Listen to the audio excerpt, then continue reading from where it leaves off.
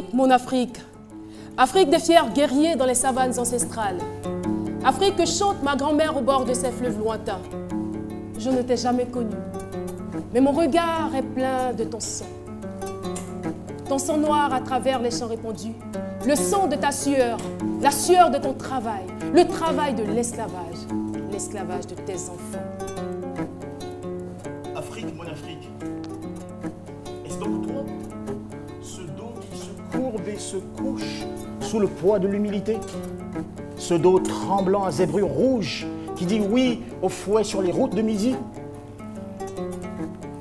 Alors gravement une voix me dit, fils impétueux, cet arbre robuste et jeune, cet arbre là-bas, splendidement seul au milieu des fleurs blanches et fanées.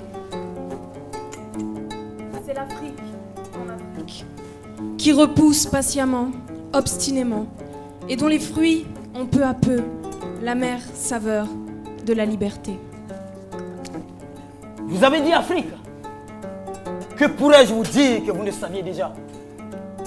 Cette Afrique de prospérité, de santé, de bonheur, d'hospitalité et de sagesse. Je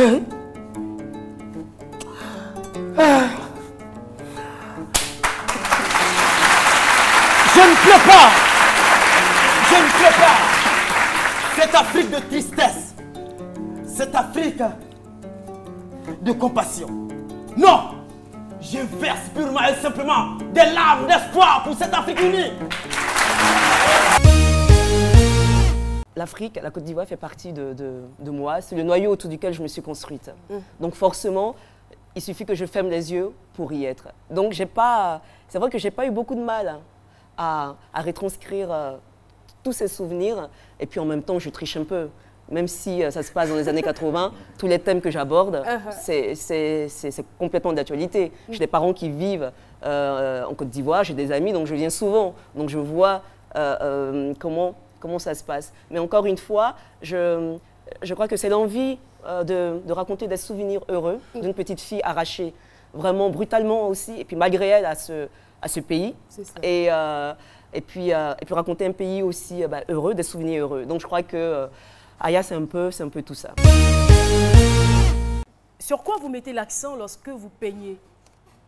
Eh bien, avant de peindre, je vide mon cerveau. Je ne sais pas ce que je vais faire. Je vague, je voyage dans tous les sens, sans savoir quelle peinture je vais mettre, quelle touche je vais passer sur la toile. J'ai un cerveau vide et puis je dessine. Le hasard m'amène, et puis un hasard contrôlé m'amène sur ce que je veux faire. À la fin, je découvre quelque chose. Et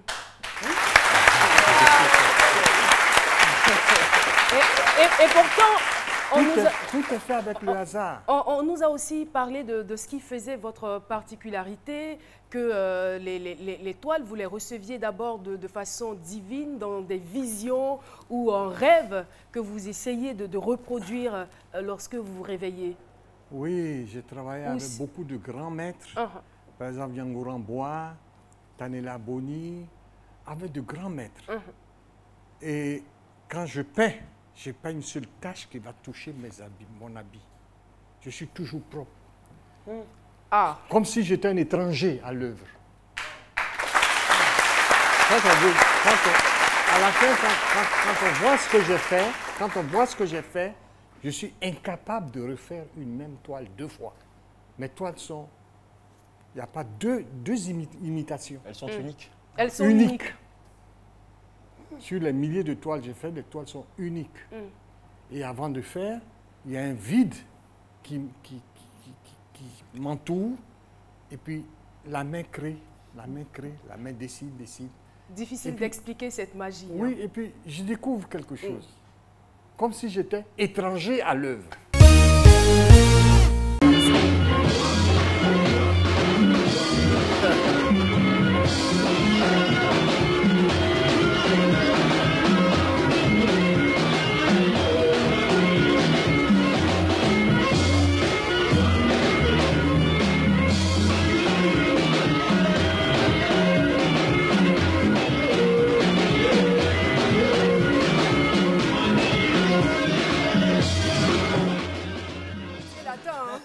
début, ça c'est... Ouais.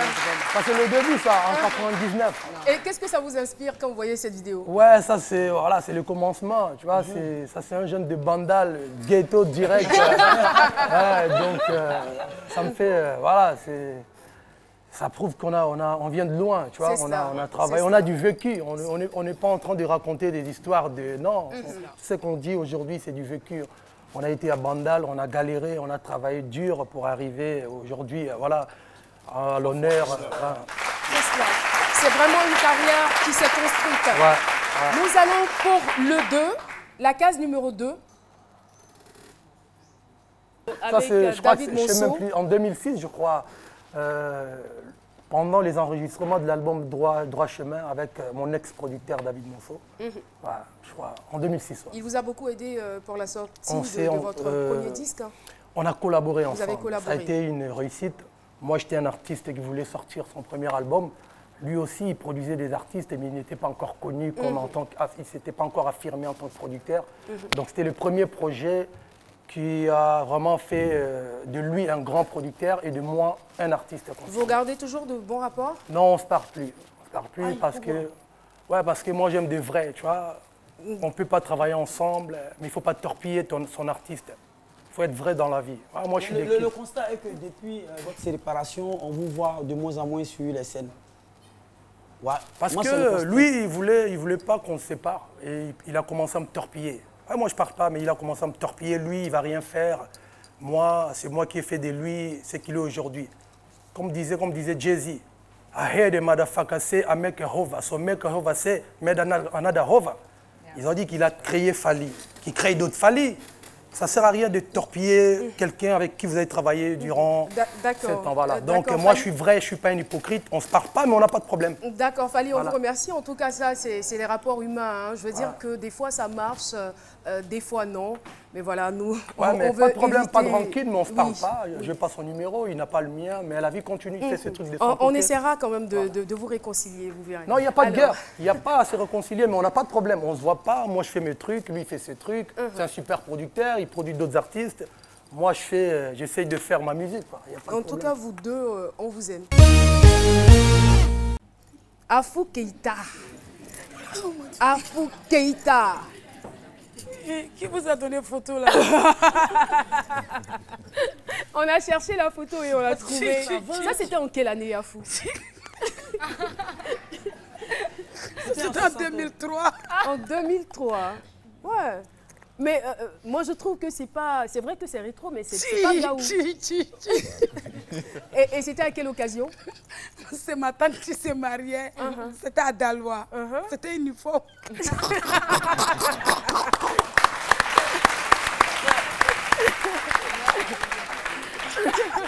Mais quand on la voit, on sent qu'elle a du caractère. Hein? Voilà. Et puis ça, c'est un modèle en ango. Ça, c'est facile. Non, non, je n'avais pas l'argent pour... C'est ça, je veux dire. Ça, c'est très vite fait, 5 minutes. C'est à la dernière minute que j'ai eu l'argent. Oui. Je suis partie faire un gombo chap-chap. On m'a donné un peu. Tout le monde avait eu, sauf moi. Donc quand j'ai fait mon gombo à Broma côté, c'est là que je suis partie payer pour moi. En même temps, j'ai donné, ils ont cousu 500 francs. J'ai pris mon cas. C'est tout. Et voilà, on va partir cette fois-ci pour une vidéo. Ha. Ça va chauffer. Joyeux anniversaire! Joyeux anniversaire! Joyeux anniversaire à vous! Joyeux anniversaire! Peut-être aujourd'hui, il n'était pas même ici. Je le connais pour ça, avec sa femme. Donc, moi, quand tout le monde, si tu as mis Diatoro, surtout Anana sur le meilleur nabi, quand on y est, quand on corota, ni tournou, ni ségalale, ma soubaya quelque lamo, on a ni son tia, ni n'a pas ni son tia, quoi. Arabenisson dia kodi o betum foni mata jeme katamina noko kamro senko ka wari sɔrɔ a la ka na cɛkɛ san ka di olu ma o y'a to mais n'olu sen bɛnnen bɛ o bolo bɛnnen bɛ ne tola o la ka kɛ tɔgɔtigi ye ka dɔnkili la inshallah suma sala ne tɔgɔ ni si tɛ to kɔ mɔgɔ mɔgɔ nana ni kɛnɛ ni ka. C'est quand même fou. En fait, ce qui m'impressionne, c'est que cette vidéo a été réalisée il y a 1 an. Anniversaire surprise, c'était le 30, c'est cela, le 30 novembre 2015. Et là, vous ressentez les mêmes émotions. Pourquoi? Parce que tellement que tu as remarqué quand même, à un moment donné, le nom de Afou était devenu Qui Mange à Abidjan. Mais Afou, à ce sujet-là, j'ai vraiment quelque chose à dire. Hein. Oui. C'est normal dans le parcours d'une personne. Oui, il y a des hauts, il y a des bas. Et puis, il y a quelqu'un qui m'a dit, il n'y a pas longtemps, que c'est lorsque les fruits d'un arbre sont mûrs qu'on prend un caillou pour le lapider, pour espérer cueillir ces fruits-là. Donc, vraiment, c'était un moment que je ne m'attendais pas. Franchement dit. Mais en tout cas, que ce soit ma Jenny, mes soeurs, tout le monde a été avec moi depuis votre matin. Famille, vos parents. Mais je n'ai rien compris. Pour moi, comme j'ai des soucis. Voilà.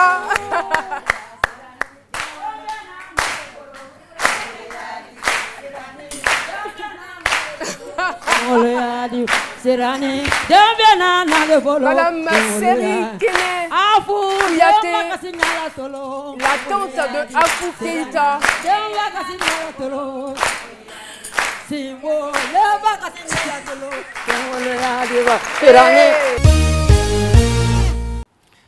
Ça, c'est les Kifis version ivoirienne. La première version que j'avais essayé de monter. Parce qu'au début, je venais qu'avec des Européens. Et après, j'avais mes frères qui étaient là, qui n'avaient pas de boulot. Et je n'ai pas trouvé ça normal parce que c'était leur espace d'expression. Il fallait leur donner la place. Donc, je suis venu avec 2.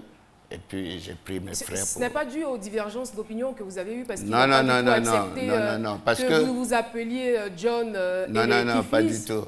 Les Kifis, c'est ma création. Au départ, on était 3 musiciens. D'abord, il y avait Jean-François Kellner, Xavier de Carpentry et moi. D'accord. Voilà. Donc, quand on a fini, Xavier n'est jamais venu en Afrique. Je suis toujours venu avec d'autres. Parce que lui, bon, c'est un saxophoniste, mais c'est plutôt un homme de studio, c'est pas un garde-scène. Et quand tu voyages, il faut venir avec les guerriers qui te permettent de combattre. Bien évidemment. On part pour le 3e élément. Le concert de la paix de Bouaké. La question que moi je veux poser, c'est quand même impressionnant. Pour quelqu'un qui a été hué, pour quelqu'un qui a été humilié de la sorte, comment est-ce qu'on réussit à gravir les échelons pour passer de l'humiliation à la gloire? Bah, moi, personnellement, ce sont des choses qui ne me touchent pas parce que moi, je suis sincère envers moi-même. Quand je travaille, je sais de quoi je parle. Et je vais plus loin. Parce que ça aurait quand même pu casser votre carrière. Non, parce que je comprenais et je connais l'évolution musicale de la Côte d'Ivoire. J'ai travaillé avec tous les plus grands musiciens de ce pays. Donc je connais la mentalité et je connais le niveau de compréhension culturelle de mon peuple. Et je sais que, bon, je ne dis pas que les Ivoiriens n'ont pas eu une ouverture musicale, mais que vienne la pop comme ça après les années 70. Parce que ce qu'il faut comprendre, d'abord, la Côte d'Ivoire, c'est un pays de la pop musique. Les autres musiques sont arrivées dans les années 70. Et nous, on a été nourris à la sève de ça. On est reliés à toutes les musiques du monde.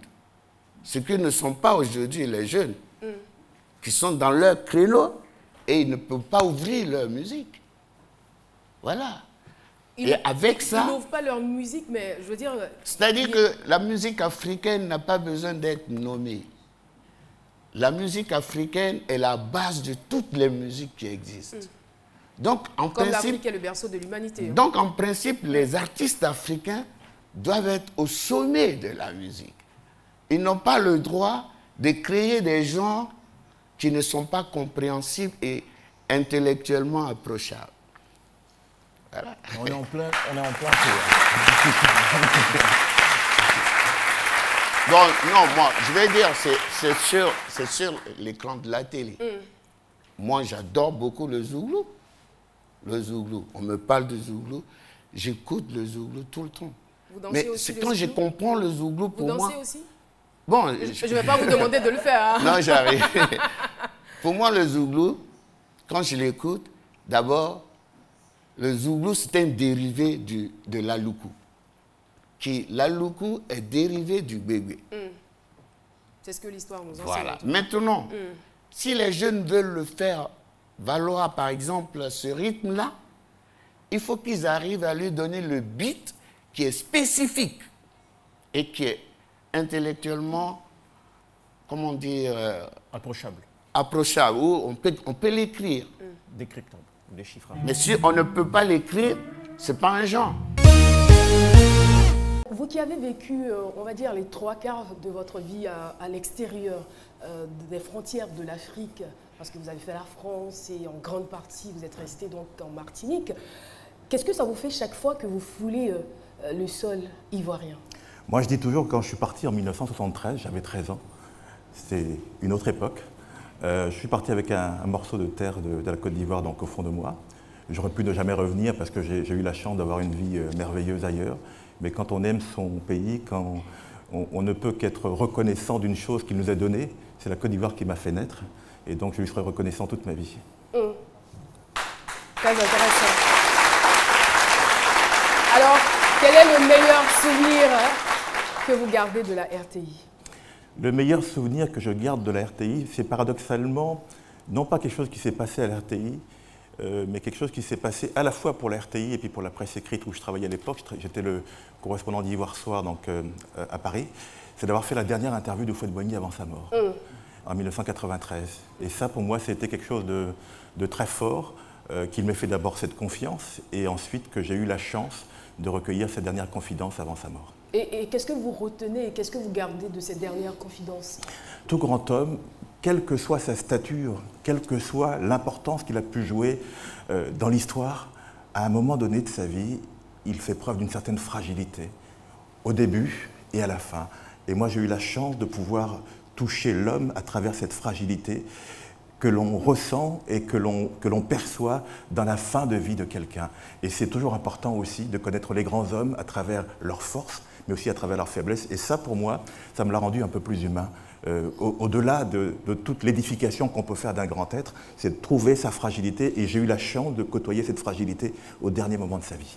C'est très intéressant tout ça. Votre fragilité ou vos fragilités, est-ce que vous en avez conscience? Bien sûr, nous avons tous des fragilités.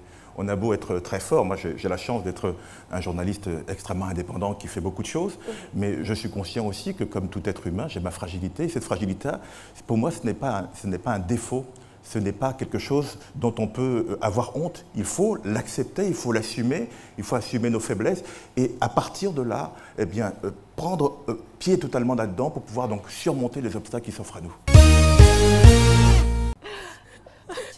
Qu'est-ce qui vous fait rire? Alors moi, je suis la fille qui fait la grimace. Oui, voilà. bien sûr. Ça, je fais toujours la grimace dans les photos parce que Non, mais c'est vrai, parce que Mais là, est-ce que vous vous souvenez de ce qui se passait? Parce que quand je regarde, je vois deux de vos frères avec vous qui regardaient dans la même direction. Oui, alors ça, c'est la photo classique. Hein. On va chez le photographe, on n'a pas le droit de bouger. On est, Ou peut-être qu'il y avait quelqu'un qui faisait au bébé « Regarde, oui, Guy, mon cousin. Alors, ma grande sœur Victorine, qui porte Guy. Antoine, mon grand frère, qui était obligé de me suivre à Paris, parce que mon but, c'était de le suivre. Et lui, son but, c'était de se débarrasser de moi. Et Jasmin, mon cousin qui est parti, malheureusement. Voilà. Et Quadio. Alors, donc, on était tous à Yopougon, ils vivaient à Williamsville. Et, voilà, c'était une époque radieuse où on se retrouvait souvent entre. Et si je vous demandais d'intituler, de donner un titre à cette photo? Les sales gosses. Les sales gosses. Eh oui, très joli. Alors, on va partir pour notre deuxième choix. Qu'est-ce qui se cache dans cette case? Bonjour, petite sœur chérie, Marguerite. Moi, je suis old school. Quel honneur! Je ne dis pas, mais dès que j'ai reçu le coup de fil disant que la télévision ivoirienne t'honorait, j'étais tellement content et j'aimerais tellement être à tes côtés pour célébrer cet événement, mais malheureusement, je suis à distance. Et alors, ce que je fais, c'est de pouvoir faire cette vidéo très rapide pour ajouter ma voix à toute la Côte d'Ivoire, pour te dire merci. Merci pour ce que tu fais. Merci pour toute la contribution culturelle, pour toute l'Afrique en général et la Côte d'Ivoire en particulier.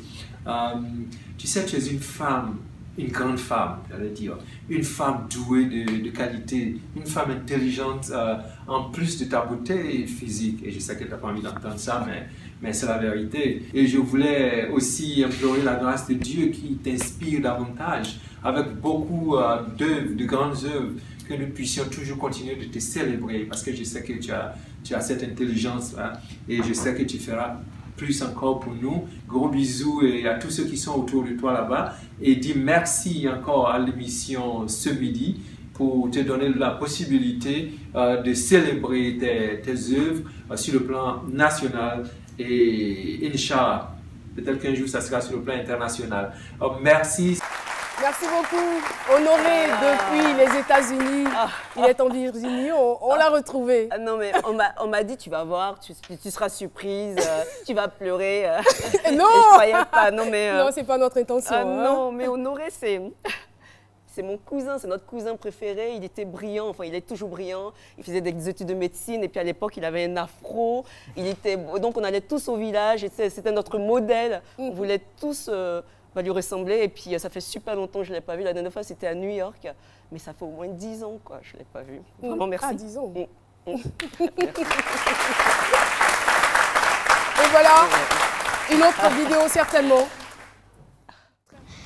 Bonjour maman, j'ai passé de bonnes vacances et j'espère que ça va. Il est mignon. Il est mignon, il est magnifique. Oh là là, oh là là. C'est mon chuchu. C'est son fils.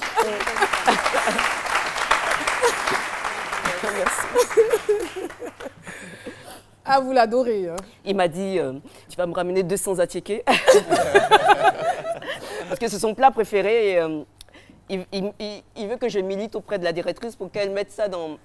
Pour qu'il y ait de l'attiéké à la cantine. J'aimerais savoir, qu'est-ce qui s'est passé ce jour-là, le jour du combat, lorsque vous nous avez ramené cette médaille d'or. Vous étiez vaincu jusqu'à la dernière seconde. Ce sursaut, il est dû à quoi? Ça a été le fruit, on va dire, d'une grande ou rigoureuse préparation, ou ça a été juste le fruit d'un hasard? Bon, il faut dire que cette compétition a été très préparée sur le plan mental ou sur le plan physique.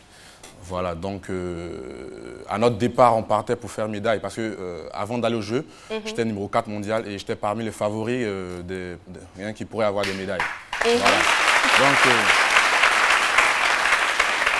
pas pour se vanter, mais je savais que j'allais avoir une médaille, mais laquelle? C'était la question. Le plus important, c'était de ramener une médaille. Sinon, je savais que j'allais avoir une médaille, mais laquelle? Est-ce que vous pensez que vous faisiez un peu peur à vos adversaires au point de vous coller une étiquette, de vous noyer par un scandale? Oui, bon, il faut dire que, en fait, on s'est préparé mentalement sur tous les plans. On savait que c'était une grande compétition qui se préparait 4 ans avant. Et Dieu, en fait, seuls les plus forts, pas seulement physiques, allaient avoir les médailles. Donc, je me suis apprêté à tout. Et voilà, je pense que le plus... Mais ça aurait quand même, je veux dire, ce scandale aurait pu quand même vous empêcher peut-être de participer, ou peut-être vous aurez mentalement anéanti. Oui, il faut dire que les personnes qui me connaissent savent aussi que je suis quelqu'un de très fort mentalement. Voilà, donc j'étais zen, ce sont juste les gens qui faisaient du bruit. Donc, mais bon, j'étais Vous avez laissé les gens parler. Hein. Ouais, je me suis concentré sur mon objectif parce que c'était ça. Le pays compte sur toi. Hein, tu viens, c'est pas la personne que tu viens défendre, c'est toute la nation. C'est clair. Et je pense que je l'ai fait et voilà.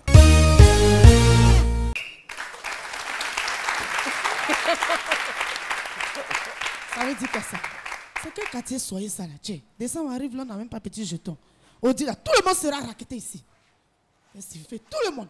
Les voitures, même si on fait attention, les bateaux, même les avions. Avion. Même ceux qui s'asseyent. Ma chérie, vos papiers. Vos papiers là. Parce que vous venez comme ça, vous asseyez, vous n'avez pas de pièces. 200. Faites vite 200. Ça, je vous passe tout de suite. Ça va être comme ça.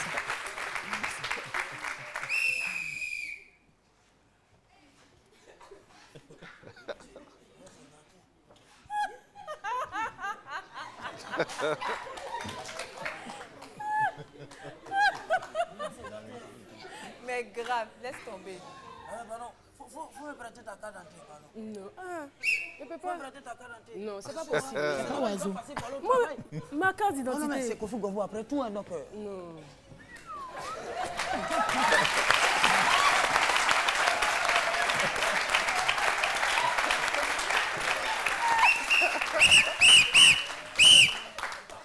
Oh, monsieur, passez ici là. Ouais. Ici. Y a un problème? Identifiez-vous. Je dis identifiez-vous. Ben, j'ai pas d'identifiant. Je m'appelle tout simplement Kofi Gombo, On s'en fout de ça. responsable de la haute hiérarchie Attends ici culturelle. là. Oh. Si tu n'as pas de papier, tu vas voir où je vais t'emmener. Oh, qui a envoyé enfant là pour se faire tuer sur la route là? Mais c'est pas papier. Oh bon, qui vous a envoyé? Qui vous a envoyé? Je vais te chicoter. Je vais créer des problèmes, vous voyez, je vais créer des problèmes enfant. Qui vous... Je n'ai pas... Qui vous a envoyé? Non. Ça c'est échantillon. Qui vous a envoyé? Eh, vieux père. Allô? Vieux père, tu m'as pas reconnu. Ouais, monsieur le ministre, passez-moi le chef d'état-major, s'il vous plaît. Non. Vieux père, attends. Oui. Ah, mais bon, ça m'espère, toi. Vieux père, attends. Qui a envoyé ce téléma sur la route? Oh, vous ne reconnaissez pas les personnalités dans ce pays? Vieux père, c'est nous les petits, on Oh, joue à ballon genoux, derrière. à genoux. Vieux père, pardon. Ça, ce sont mes propres unités. Je peux appeler le ministre comme ça. Hein? Mes propres unités. Vieux père, pardon. Moi, j'appelle pour qu'on te punisse. Voilà, donne quelque chose là. Donne. Oh, on va vérifier rapidement. Vieux père, ça va pas marcher. Alors. Bravo. C'est quoi ça? C'est tout ce qu'il y a eu. Une pièce de 200 francs? Oui, vieux père, ici, c'est Jean de Togo. Merci Bon, beaucoup. allez.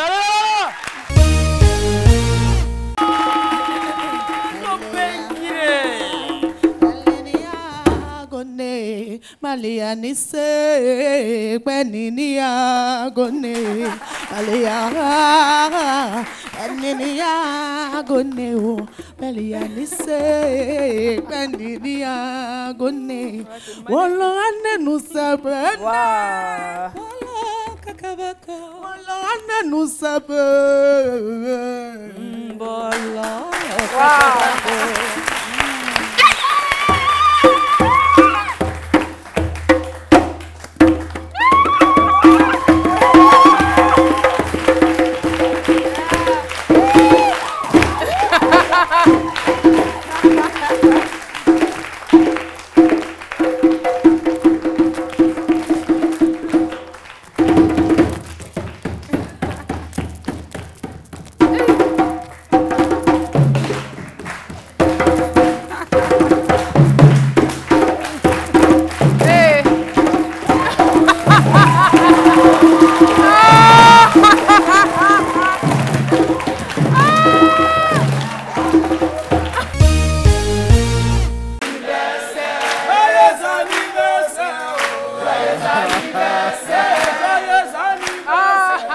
Joyeux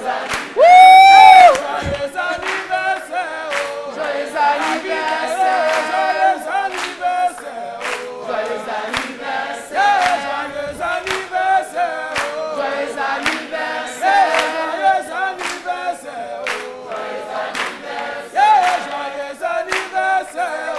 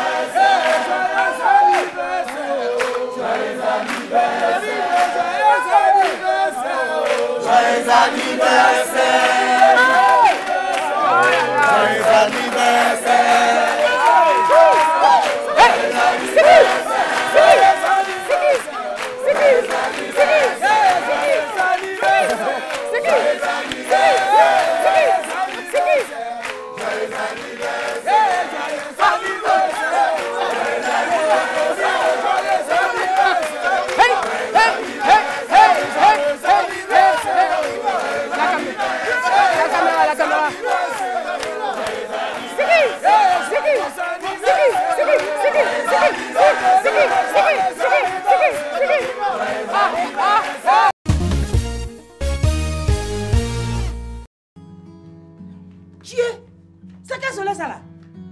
Ah! Sorti dans ça là, là, acheter des unités. Mais tout ton argent va fondre dans ta main. Oh, moi-même, j'ai quoi même? J'ai encore de l'argent sur mon compte Move Money.